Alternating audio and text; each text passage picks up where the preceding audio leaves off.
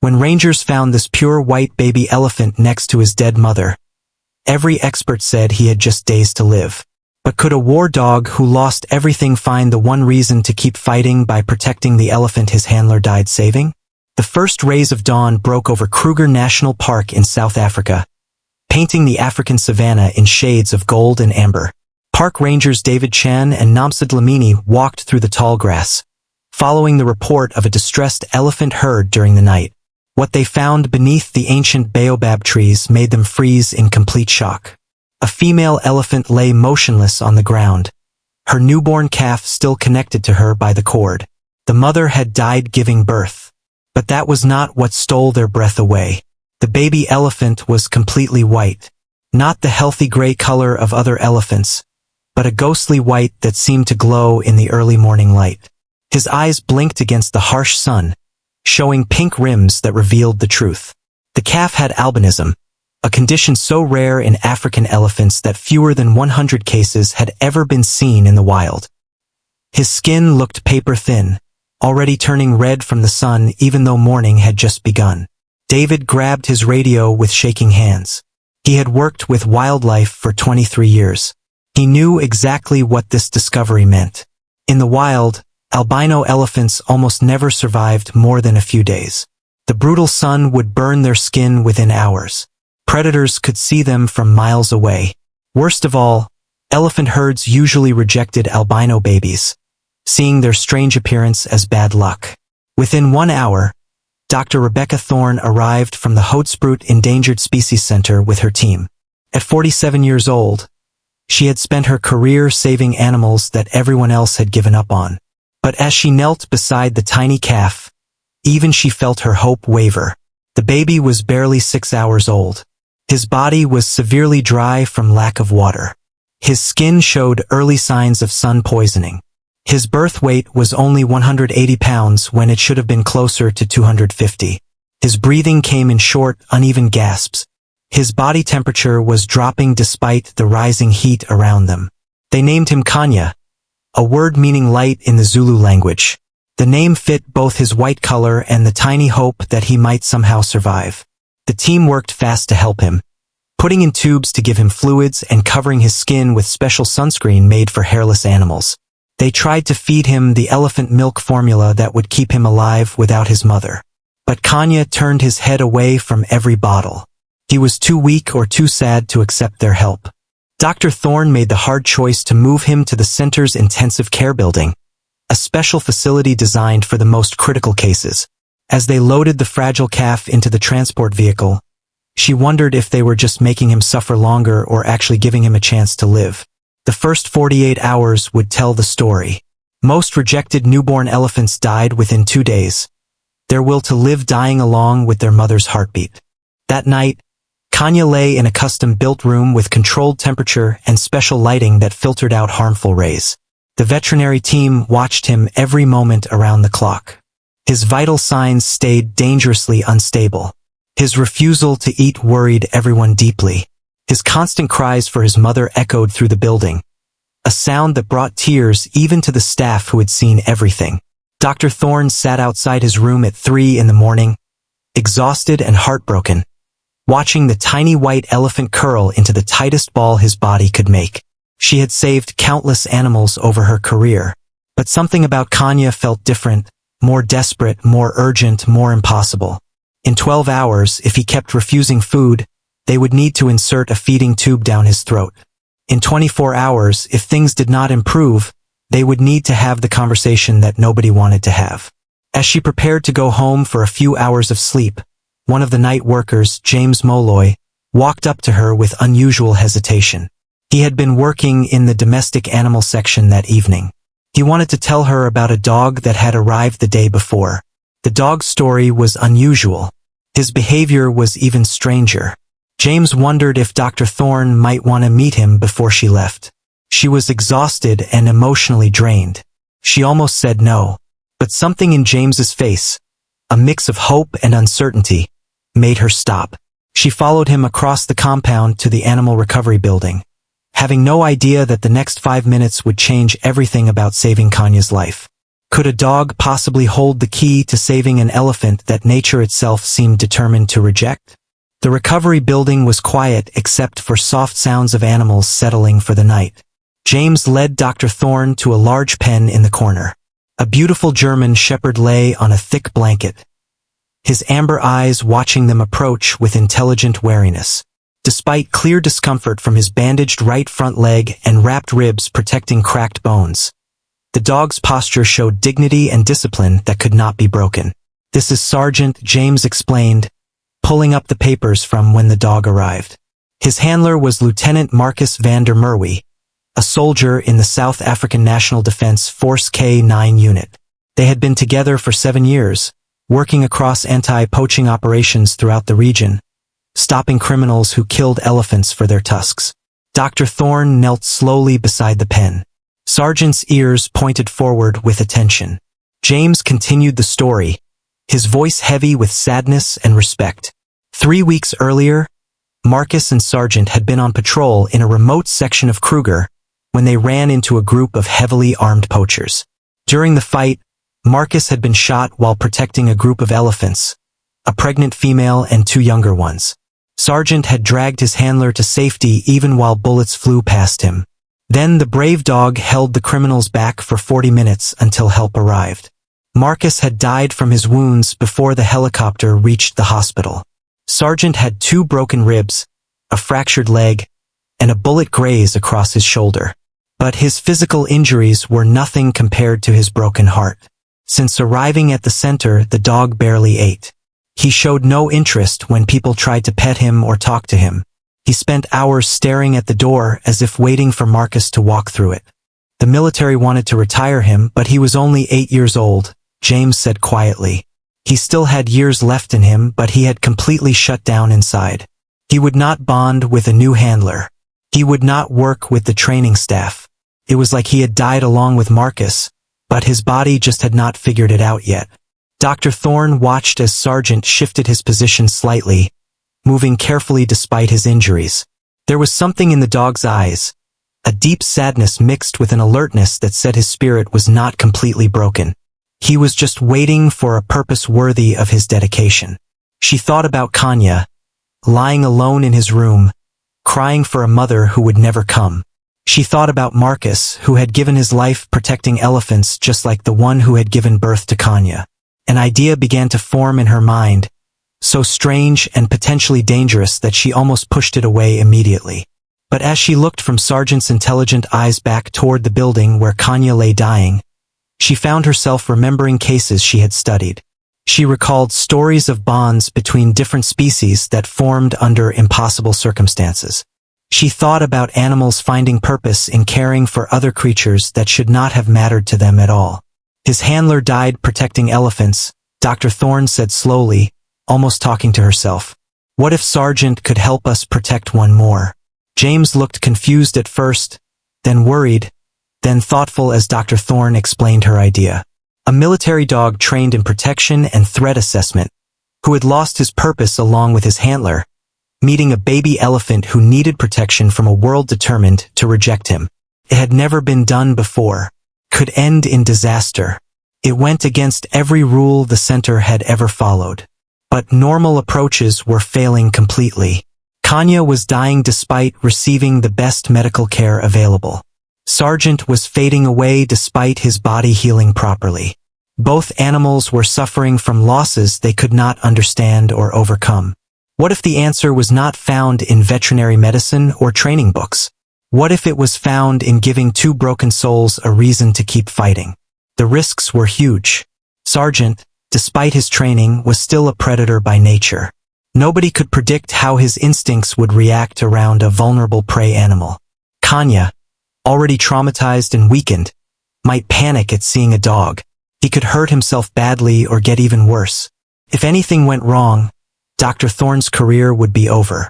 The center's reputation would be destroyed. But as she watched Sergeant's ears turn toward the distant sound of Kanya's cries, the same heartbreaking cries that had been echoing through the buildings all evening, she saw something shift in the dog's face. His body language changed in a subtle way. His head tilted as he focused completely on that sad sound. It was the first sign of interest in the outside world he had shown since Marcus died. Dr. Thorne made her decision. Tomorrow morning, after the veterinary team checked Kanya's vital signs and completed their rounds, she would attempt the most unusual intervention of her entire career. She would introduce a grieving military dog to a dying albino elephant. She would pray that somehow, impossibly, they might save each other. As she headed home in the pre-dawn darkness, she knew she was either about to witness a miracle or make the biggest mistake of her professional life. By this time tomorrow, she would either be defending her actions before an ethics board or recording one of the most remarkable cases of cross-species bonding ever seen. Would a soldier's dog see in Kanya what his handler had died protecting? Or would instinct overpower the training that had made Sargent a hero? The observation room at the Hodsprut Center had been completely changed overnight. Dr. Thorne and her team had removed anything that could be dangerous. They installed multiple cameras to record every angle of what would happen. Staff members stood at key points with tranquilizer guns ready for immediate action if needed. The room temperature was carefully controlled to protect Kanya's sun-damaged skin. Soft lighting created an environment that would not hurt his sensitive albino eyes. Dr. Thorne had spent 2 hours that morning convincing her team that this approach was worth trying. The arguments against it were strong and made sense. Sarah Kemper, the head of animal behavior, had 3 pages of research on predator and prey dynamics showing why this could go wrong. Thomas Nadeau, the lead veterinarian, had outlined 17 ways the meeting could result in injury or death for both animals. But in the end, one fact silenced all objections. Kanya was getting worse rapidly despite everything they had tried using normal treatments. Kanya was brought in first, carried gently by 2 handlers who placed him on a large padded mat in the corner. The baby elephant weighed even less than 24 hours earlier. His continued refusal to eat was causing his muscles to waste away at a critical rate. His white skin, despite constant applications of protective cream, showed angry red patches of sun damage all across his body.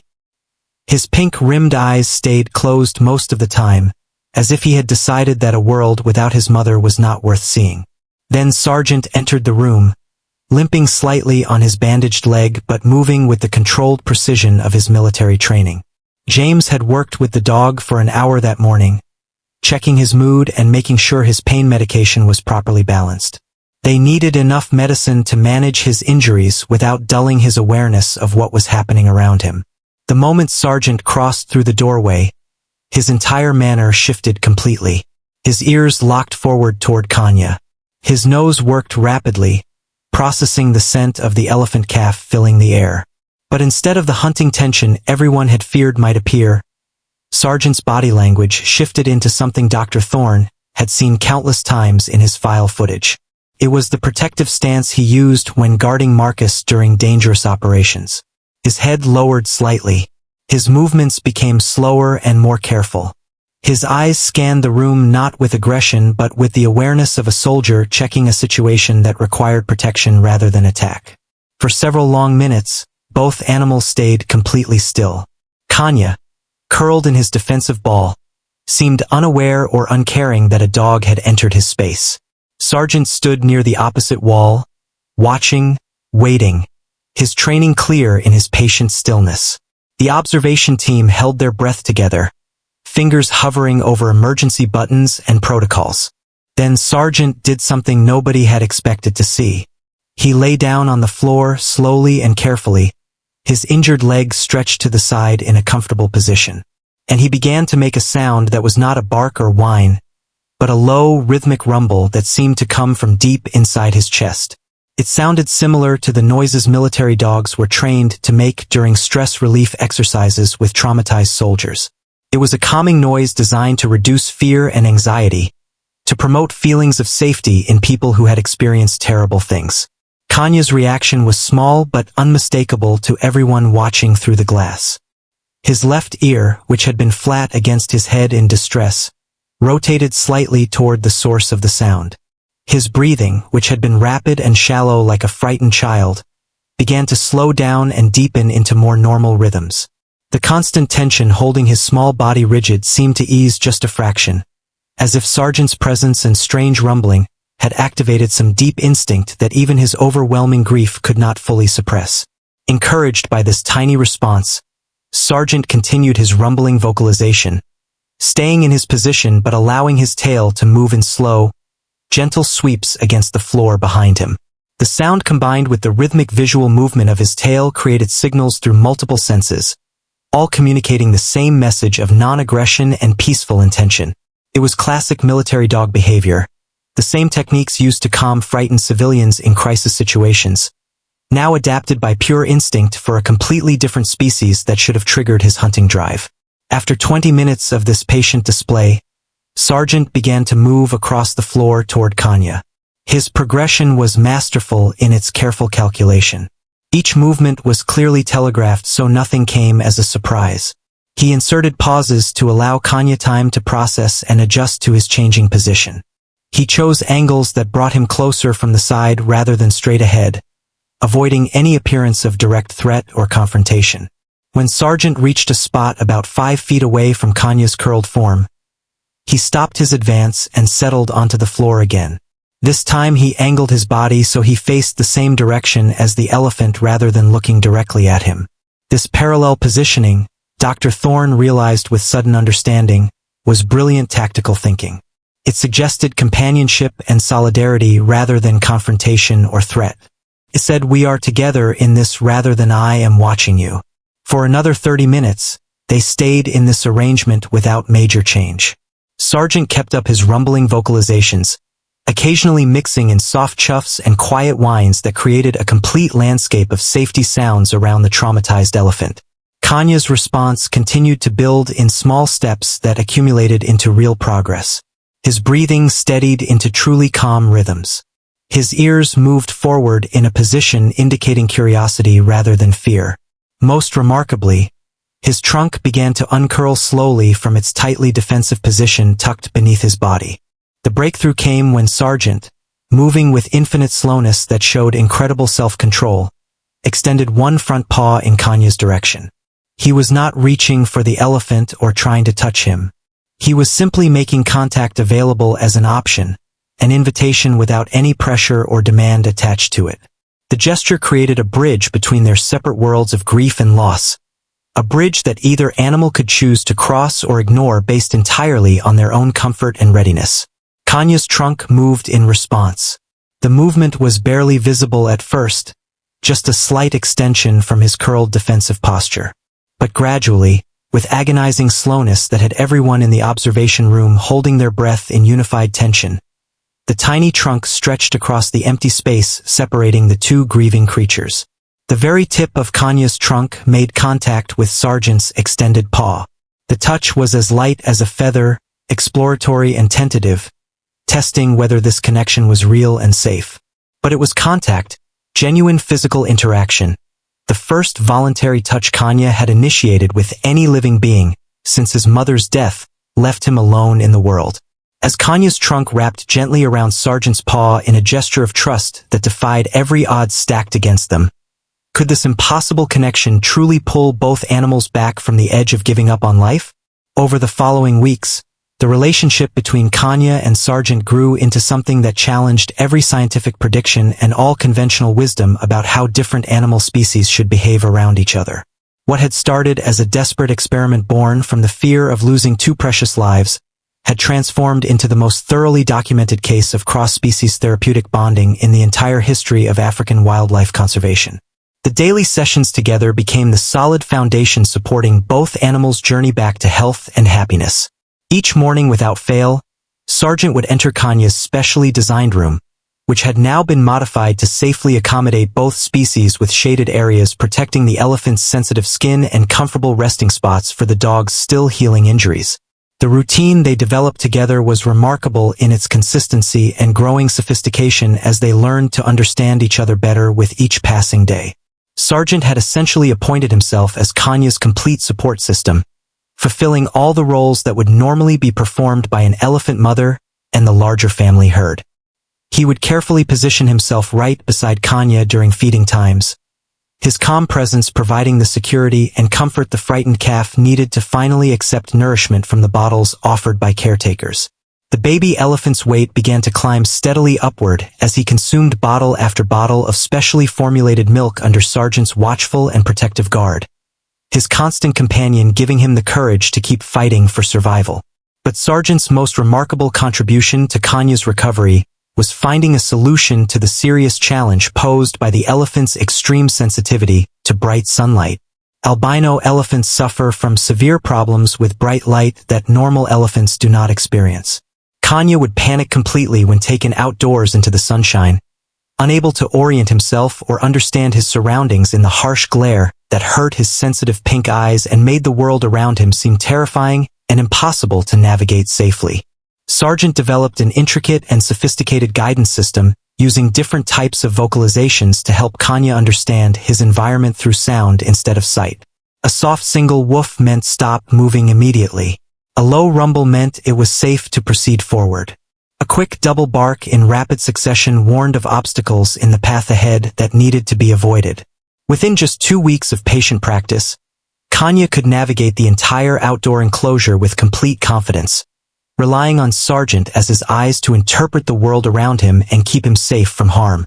Dr. Thorne carefully documented behaviors between the two animals that seemed completely impossible according to everything science knew about how species should interact, yet were captured with perfect clarity on video footage that could not be disputed or explained away. Sergeant would lie down across Kanya's body during the hottest parts of the day when the sun was at its strongest and most dangerous, deliberately positioning himself to provide cooling shade for the elephant's sun-sensitive skin that burned so easily under direct exposure. The dog somehow learned on his own to retrieve the specialized sun protection blankets from their storage location and drag them across the floor to Kanya whenever he sensed the UV index rising to dangerous levels that could cause painful burns. Most astonishing of all behaviors that left the veterinary team speechless with wonder, Sergeant appeared to understand the precise application schedule for Kanya's medicinal skin cream that had to be applied at specific times. He would actively nudge handlers with his nose and guide them toward the elephant whenever treatment time approached according to the schedule, as if he had memorized the timing through careful observation and took personal responsibility for ensuring his friend received proper care. The transformation visible in both animals was profound and moving to everyone who witnessed their journey. Kanya's true personality emerged and blossomed as he gained confidence in himself and his surroundings. He was playful by nature, endlessly curious about everything, and surprisingly mischievous in ways that delighted the staff. He would use his trunk to steal Sergeant's rubber toys when the dog was not paying attention, then trumpet with sounds that the experienced keepers absolutely swore was elephant laughter when Sergeant pretended to chase him around the enclosure in mock pursuit. His physical health improved so dramatically that it seemed almost miraculous to the medical team. His weight reached completely normal levels for his age. Veterinarians developed entirely new treatments for sun sensitivity in albino elephants based on what they learned from Kanya's case. Treatments that would help protect albino elephants worldwide for generations to come. Sergeant's recovery was equally miraculous in its completeness. The crushing depression that had consumed him entirely after Marcus's death lifted like morning fog, as he found powerful new purpose in protecting and nurturing Kanya every single day. His physical injuries from the shooting healed cleanly without complications.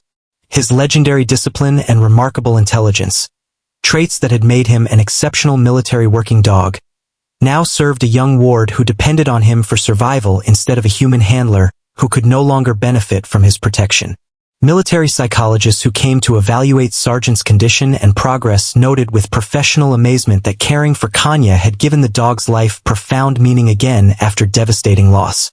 He had successfully found a mission worth living for, a purpose that pulled him out of grief's darkness. Their extraordinary bond attracted serious international attention from the scientific community and animal lovers alike. Researchers traveled from 6 different continents specifically to study their interactions in person. The resulting published papers documented previously completely unknown aspects of canine emotional intelligence and elephant adaptive behavior that rewrote assumptions in both fields. More importantly for the wider world, their story inspired significant changes in wildlife rehabilitation protocols at facilities worldwide, spreading the revolutionary understanding that psychological healing sometimes required unconventional approaches that transcended the normal boundaries separating different species from forming meaningful connections. As Kanya grew physically larger and stronger with each passing month, practical questions emerged about what their future would look like long-term. Traditional rehabilitation approaches would eventually require separating them completely. Kanya would be integrated into an elephant herd to learn normal elephant behaviors. Sargent would be adopted into a new home to live out his remaining years. But Dr. Thorne and her entire team recognized through careful observation that the bond between these two animals had become absolutely essential to both creatures' continued well-being and mental health. Separating them now would undo all the painstaking healing they had achieved together through months of patient effort. The solution to this seemingly impossible problem came from an unexpected source that seemed almost like fate intervening.